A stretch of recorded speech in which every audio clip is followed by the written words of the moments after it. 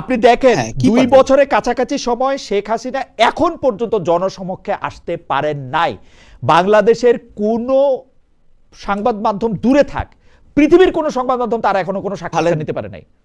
কেন নিতে পারে না? সে তারা অনেক জায়গায় ইমেল সাক্ষাৎকার সাক্ষাৎকার, দিয়েছে। ইমেল সাক্ষাৎকার, এটা তার পিআর টিম লিখছে, Whatever. এটাকে আমি গুরুত্বই দিতে চাই না। যেটাই পৃথিবীর হোক, কোথাও আপনি যেটাই বিবিসিতে হোক। কাজ করছেন, না ইমেল না যেটাই হোক, সাক্ষাৎকার। না না আমি বলি, না ইমেল সাক্ষাৎকার দিক, তার নামে তো গেছে, তার পার্টি তো অস্বীকার করে নাই যে না এটা ওনার না। তার পার্টি, হ্যাঁ, তার এটা পার্টি ওনার নামেই গেছে, তার পার্টি অস্বীকার করতে হইলে তো তার পার্টিকে তারকে তাই না? দিয়ে কথা বলাইতে হবে, সেটাও তো সে বলাই হ্যাঁ, না। এবং এবং আমি বলি, উনি ওনাদের লোকজন বীর দর্পে ইন্ডিয়াতে ঘুরে বেড়াচ্ছেন, সেখান থেকে ফেসবুক লাইভ করছেন, সেখান থেকে ভিডিও দিচ্ছেন, কিন্তু নাম বলছেন না। আপনি দেখবেন যে কলকাতার আপনার হরহামেশে তো আপনি ভিডিও দেখতে পাচ্ছেন। আপনি দেখেন, আপনি বলছেন যে ভারত শেখ হাসিনাকে অত ব্যাকআপ দেয়নি বা ইত্যাদি। ভারত তো শেখ 5ই হাসিনা, আগস্টের, যাই হোক বলেন আপনি। জি। না না ওকে, 5ই আগস্টের পরবর্তী সময়ে এই যে ইন্টারিম গভর্নমেন্টের সময়ে আহ, ভারত একতরফাভাবে গোস্বা করে থাকলো, রাগ করলো।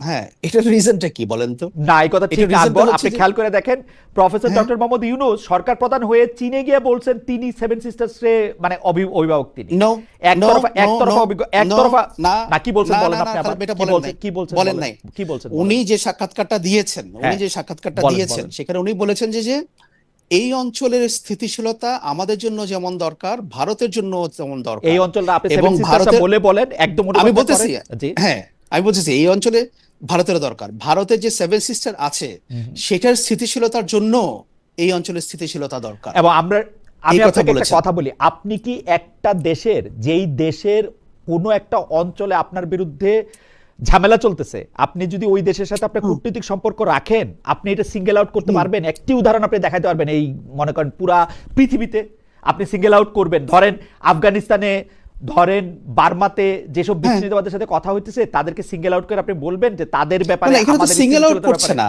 খালেদ ভাই, এখানে কিন্তু আপনি সিঙ্গেল আউট করে না। দেখেন, উনি দেখেন উনি এগুলি জিনিস, রিজিওনাল কনটেক্সটে কথাটা বলেছে, না এটা উনি মোটেও রিজিওনাল কন্টেক্সটে বলেন কনটেক্সটে নাই কথা উনি। বলেছে। উনি মোটেও হ্যাঁ, কন্টেক্সটে বলেন নাই, এবং আপনি উনি চেক করে একাধিক, দেখেন, উনার প্রেস টিম একাধিক আপনি মিথ্যা চেক কথা করে বলছেন এগুলির দেখেন, ব্যাপারে। উনার প্রেস আপনি টিম চেক একাধিক করে মিথ্যা কথা দেখেন। আমি বলেছেন। তো আমি শুনেছি তো একদমই ওনার প্রেস কন্টেক্সটের টিম কি বাইরে বলছেন। বলেছে সেটা। ওকে, হ্যাঁ, ওকে ঠিক উনি আছে, যে, এটা আপনার মন্তব্য, আমি এটা নিশ্চয়ই এটা দেখবো।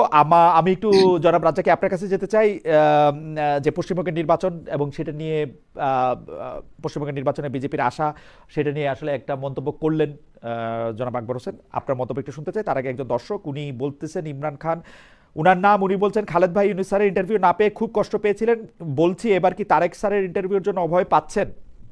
ইন্টারেস্টিং। যাই হোক, জনাব রাজ্জাকে আপনি, আপনার কাছ থেকে একটু শুনতে চাই যে পশ্চিমবঙ্গের ইলেকশনের ব্যাপারে। ধন্যবাদ আপনাকে।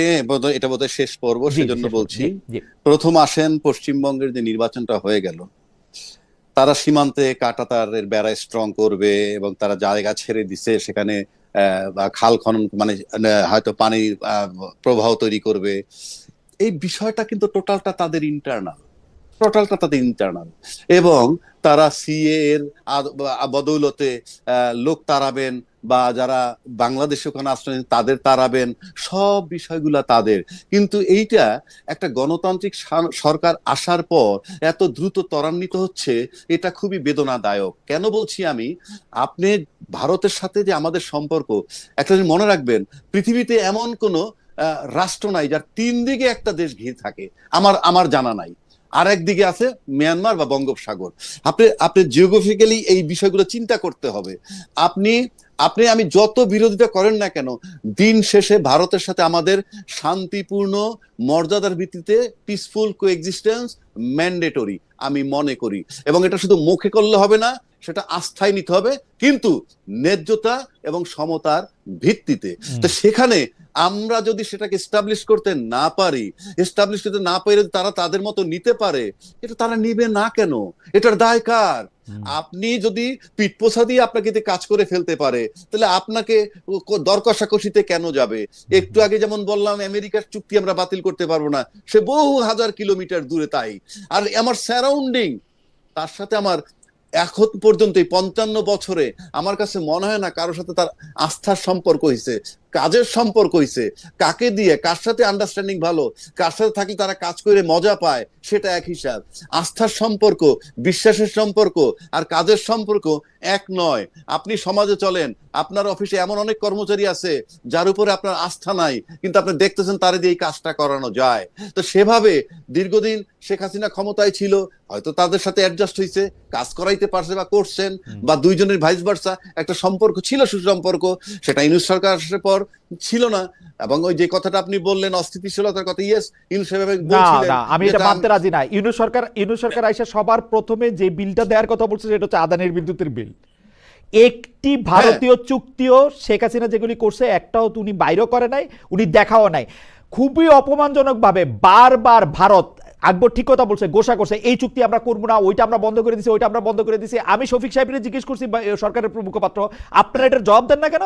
উনি বলছে যে সব বিষয়ে জবাব দেওয়া তো হয় না, আমরা একটু কূটনীতিভাবে চলছে। একটা বিষয় তো শেখ হাসিনার ইয়ার থেকে বাইরে হয় নাই ডক্টর মোহাম্মদ ইউনূস সরকার।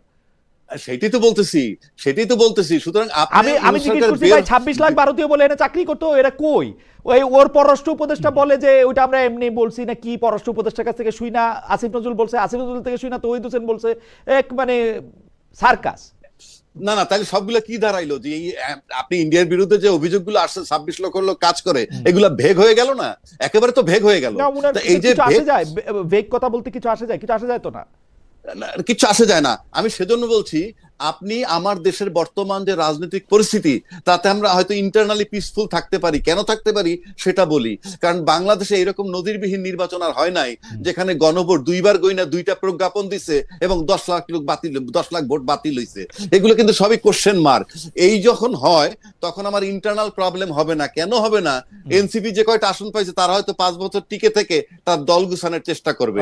জামাত চিন্তা করবে আমি 68টা সিট পাইছি, আমি এটা ভাঙবো না, আমি দল আমি 68টা সিট ভাঙবো না।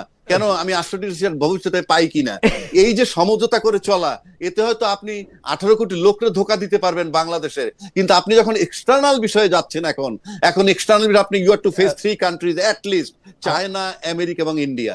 এই তিনটা দেশে ফেস করার সময় আপনি বলতে পারবেন না আমি এটা নির্বাচন যাতে হয় সেই খাতিরে বলছি, কথার কথা বলছি, এইগুলা কিছুই হবে না। সুতরাং you have to face the consequence, যে কিভাবে মোকাবেলা করবেন সেটার জন্য খুবই চৌকস, মেধাসম্পন্ন, দক্ষ এই সমস্ত লোক দরকার, যেটা আমি এখন পর্যন্ত দেখি নাই এই ক্যাবিনেটের মধ্যে, যারা নাকি শুভেন্দু অধিকারীর ফেস করতে পারে। শুভেন্দু অধিকারী সেদিন বলে ফেললো কি, যে আমরা যা বলছি আগে নির্বাচনের সময়, এখন আর আমরা কারো বিরুদ্ধে কিছু নাই। সুতরাং আপনি জনগণকে যেভাবে বুঝাবেন, আমরা এটা না হলে নির্বাচন হইতো না, আমার মনে হয় আমরা শেষ করি, ওটা না হলে নির্বাচন।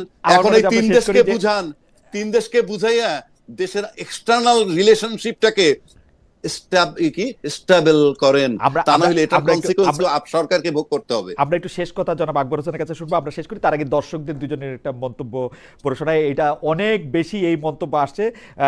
খালেদ ভাই, আপনি নিজে এবং আবু হেনা রাজ্জাকির মতো মানুষেরা, অমিতাভ সরকার উনি অনেকবার এই মন্তব্য করেছেন। খালেদ ভাই, আপনি নিজে এবং আবু হেনা রাজ্জাকির মতো মানুষেরা যে জামাতের গুপ্ত টিম, তা দয়া করে প্রকাশ করে দিন, কারণ আমরা বুঝতে চাই, চিহ্নিত করতে চাই হচ্ছে দেশদ্রোহীদেরকে। আমি আমি আমি জানি না, আমাকে গুপ্ত টিম বলেন ঠিক আছে, কিন্তু অ্যাডভোকেট রাজ্জাকি তো জামাতে ইসলামের খুবই